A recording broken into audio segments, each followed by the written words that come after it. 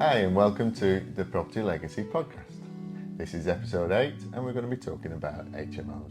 Thank you so much for your feedback on our last few episodes. We are back again today talking about probably the thing that I know the least about. So I'm excited for this one because we actually go networking in Manchester every month, and this is the one thing that everyone asks me about.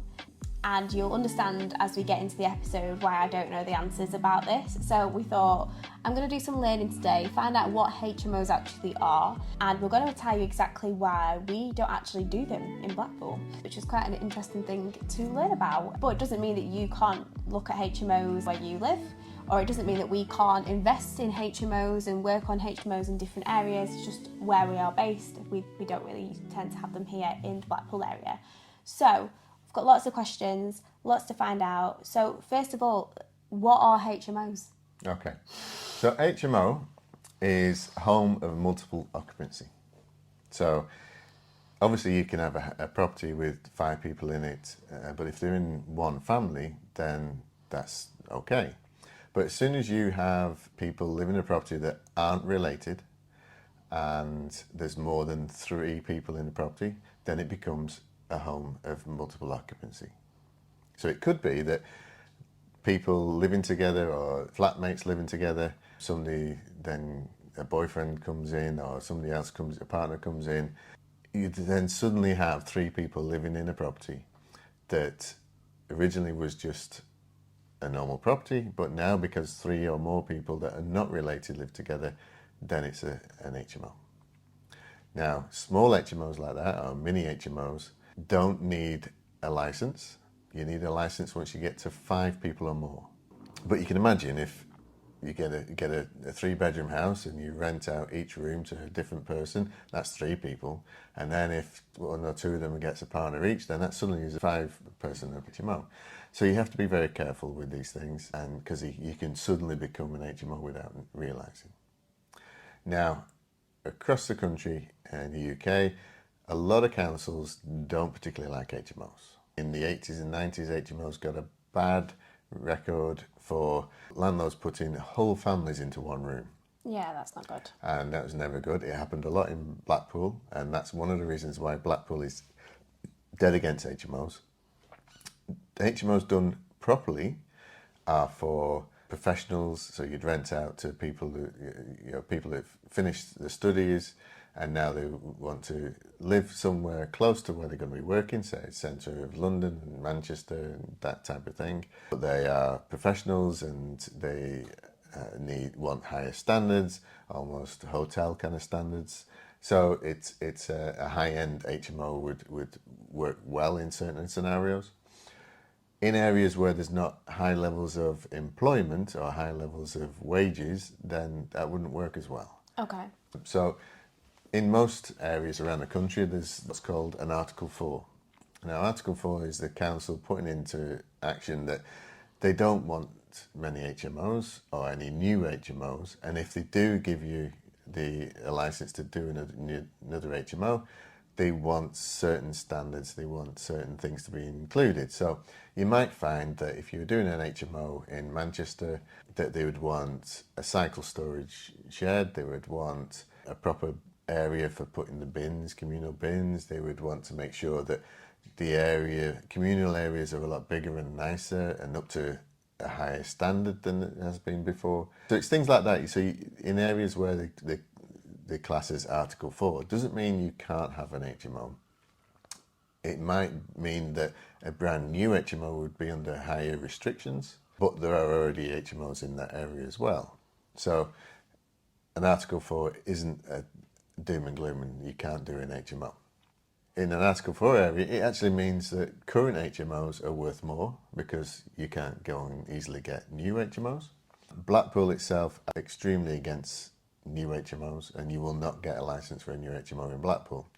But saying that, in the Fylde Coast area, so if you look on the map of where Blackpool is, it's a bit like a cul-de-sac. North and south and inland towards Preston is a different council. It's not Blackpool. Okay. So you can have HMOs in Wyre, so in Cleveland, Poulton. You can have them in Lytham St Anne's, in Fylde. You can have them further towards Preston. It's just not within the Blackpool boundary. Right, okay. So there is a scenario that works really well. Just over the border outside of Blackpool, you could buy a property and put an HMO in there. You would still have standards to hit and regulations and all that kind of stuff, but you would be allowed to because you're outside the Blackpool area.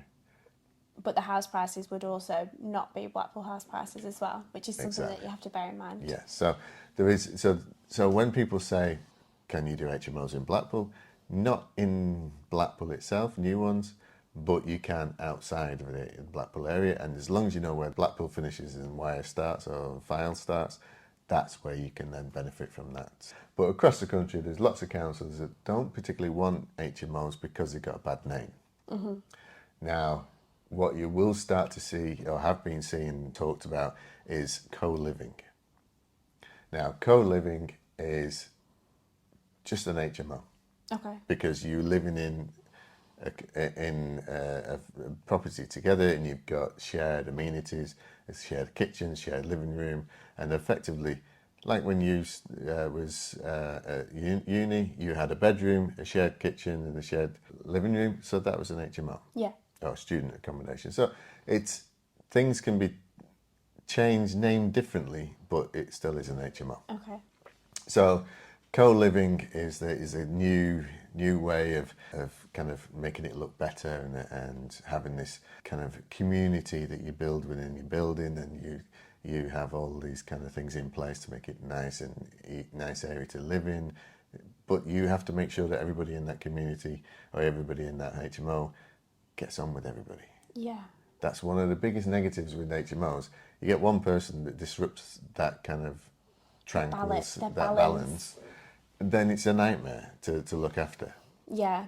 I mean, I remember living in student accommodation, and like, especially I lived in a house of 8 people. And, you know, if people don't get on, it can just be, especially if you've got to share bathrooms and stuff with those people and things like that. Something that I think is quite interesting, though, is there's a lot of financial investment going into Blackpool Fylde University at the moment, and it's massively expanding. So it'll be interesting to see what happens in terms of student accommodation and stuff in the area, because the university campus is expanding. I don't know whether there will be any kind of wiggle room, because potentially we could be bringing more people in, but it just depends, really. Yeah, but because it's student accommodation, that's got its own regulations. Okay. So you can have student accommodation, not a problem. But what Blackpool and other councils in the country, they'll want to zone areas. So you've got residential areas, commercial areas, tourism areas, hotel areas. They don't want you to put in an HMO or a service accommodation or a hotel in the middle of a cul-de-sac in an estate. No. So they want to make sure it's all zoned. So as long as you're planning to get student accommodation close to the university campuses and it's not in a hotel zone, then yes, you'll probably get planning permission. Okay. But you have to know the area and talk to the planning department or talk to your planning consultant and get that information. And what's the difference really between HMOs and student accommodation? Is it just down to the age of the students, or is it down to, you know, when we think of HMOs, what's the kind of average kind of age or? Well, an HMO could be used for any age group, but you've got certain HMOs that deal with people to give people somewhere to live when they've come out of hospital or come out of prison. You know, people need to live somewhere. But if they're on their own, they haven't got a job or anything like that, then they will get limited amount of benefits. So there are scenarios where you could do an HMO for social housing for that kind of a scenario. And in that sense, yes, you won't earn as much per room, but you will fill the rooms quite easily. Whereas the ones that everybody wants to do are the high-end market, where you've got doctors and nurses and executives that just want to have somewhere, a base to live in close to where they would work. They might live somewhere else down south or elsewhere the rest of the time, but when they're in work, they just need a room with all the facilities you've got in an HMO, so it makes it easier life. And obviously all the bills are included. You just pay whatever amount it is, and you've got your room. Now the difference between student accommodation and HMOs is the fact that students generally only live in them from September to May, June. Yeah. So there's quite a big amount of a year not covered. Doesn't mean that the students don't really pay for it. They might just say they're being charged from September to June or whatever, but they can charge them a little bit more because you can't then rent the property out in the off season, because they're always getting new people every September. Yeah. Whereas an HMO, you could have people living in there for 20 years. It's just the same as having a block of flats, but because you have one room and everything else shared, then that makes it an HMO. Where nowadays, especially in Blackpool, you have social housing and you have buildings converted into apartments. It gets around the HMO scenario because everybody's got their own apartment, got their own washing facilities, kitchens, all that kind of stuff. But it effectively is roughly the same. It's also being done within hotels, so hotels are closing down, and you turn into, instead of having one room, you turn them into apart hotels. So lots of apartments in a hotel building. You still have the same facilities as a hotel, but you get the whole apartment. So it's like service accommodation. Yeah. So that's just the industry getting around the fact that people don't really like HMOs. Mm-hmm. But where HMOs are okay and the councils don't mind them, and you put all the facilities in there, they actually make a lot of money. Yeah. Because you can imagine you can charge $400 or $500 per bedroom, and if it's an 8-bedroom property, that's a lot of money. Yeah. Per month. So that's why everybody talks about HMOs, and it's why everybody wants to do an HMO, because they know they can make a lot of money. All the gurus talk about it, and you're making well over £1,000 a month profit, which you can do. But you can also do that doing other things like service accommodation or social housing. You can rent the whole building to a social housing provider, and they deal with it for you. So there's multiple ways of doing it differently. You don't have to go and do. And the problem, and one of the things that could potentially be a problem as well, is instead of dealing with one tenant, you're dealing with 8 tenants, and they might all come with their own problems and issues and things that they're not happy with, and complaints and all that type of stuff. So, in certain circumstances, HMOs can work really, really well, but there are also a lot of ways that they may not work or be fit for purpose. Yeah, and for instance, there has been scenarios in the local area in Blackpool that to get around the HMO, people have bought a hotel and then put people in the hotel. Without pointing fingers, but there are certain football teams in the area that have a place for foreign team players to stay in until they can go and get their own properties. Because when people come into the UK, you can't rent for the first 6 months. You've got to get your national insurance number, you've got to get all that kind of stuff set up before you can have the right to rent in the UK. Oh, I didn't know that. Yeah, so really so hospitals need places like HMOs and service accommodation to put staff in that are training or they're coming in from a different country, because for the first 6 months they cannot rent. So that's where HMOs works really well around a hospital, and that's why when people go through the trainings and talk about HMOs, they always say look for hospitals, look for building sites, look for big employment areas that you can do an HMO, because they make money. Yeah. And there are restrictions. You've got to have the right to rent in the UK. Also, teenagers that aren't 18 can't rent. So you get a scenario of people that leave children's homes or foster homes at 16, but then can't rent anything until they're 18. So there are social housing companies that deal with that kind of demographic. And obviously there will be certain issues at times in that kind of demographic, but not everybody wants HMOs on their street, and so there's all these kind of things that kind of combine together that makes Blackpool not want them. Okay. But there are lots of ways around them. You just have to not have an HMO. Okay.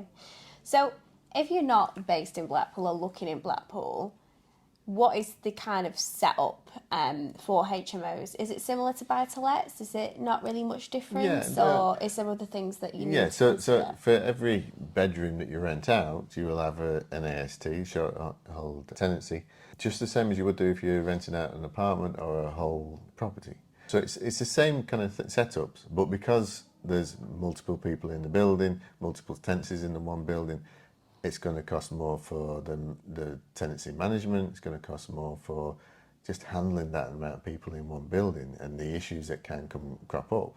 So if you're working with a property management company, they're going to probably want to charge 18 to 20% for an HMO, whereas if it's a block of flats, it's just individual block of apartments, then they'll be charging a lot less. So that kind of tells you certain people will charge more because HMOs make more money, but also they know there's going to be more problems and there's going to be more issues.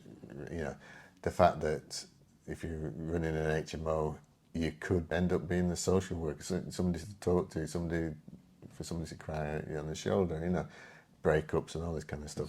So there's multiple problems with dealing with HMOs.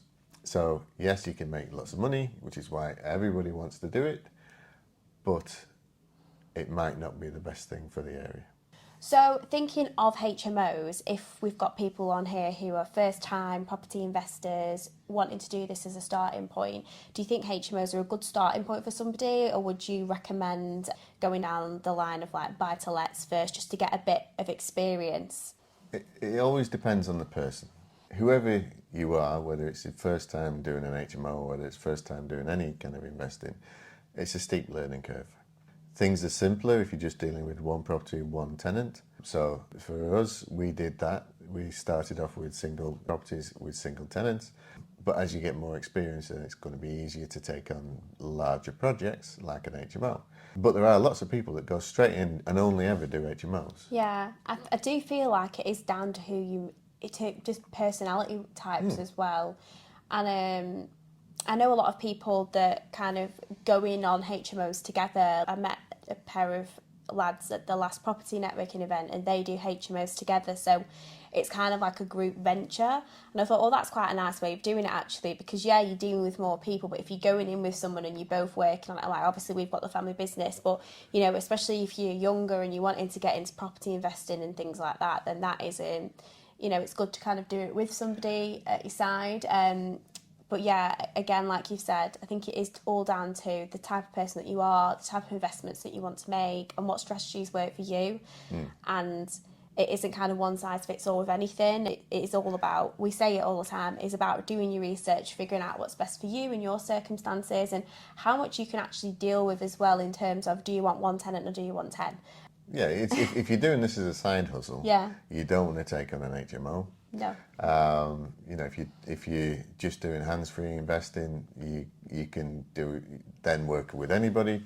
But any type of investing, it's a team sport. It's not something you do on your own, effectively. Or if you do, you get really confused and overwhelmed with it quite easily, because there's so many different strategies, so many different properties, and so many different things to think about, all your due diligence and all the systems you have to put in place. So even if you are just on your own doing your first property, you need a good solicitor, good accountant, good advisors. You have to build a team anyhow.